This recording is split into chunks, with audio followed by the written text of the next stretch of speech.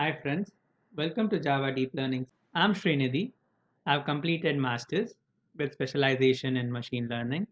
I have experience as a principal deep learning intern, and I'm also proficient in developing microservices using Java in IT domain.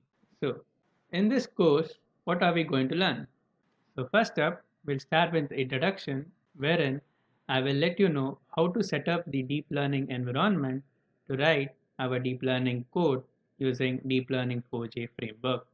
After that, we will delve into our artificial neural network topics, like starting with a simple neural network and its history, and then we will go into convolution neural network, which is basically used for image recognition, and then we will delve into recurrent neural network that in turn is used for text classification.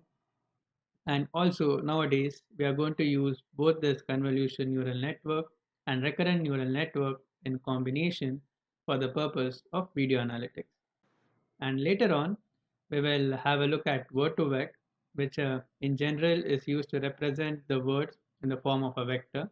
This is very important because we actually give our input to the recurrent neural network with the help of word2vec.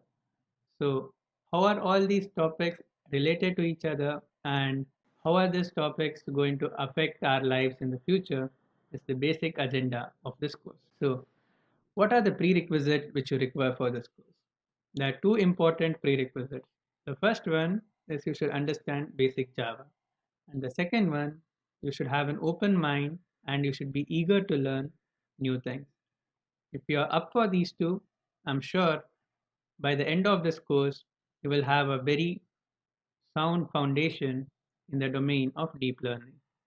And also, I would highly recommend that you will ask me as many doubts as possible, such that when you ask doubts, all your doubts are cleared, and then you will have a even better understanding, and you will be much more motivated to learn about deep learning and start working in the deep learning domain soon enough.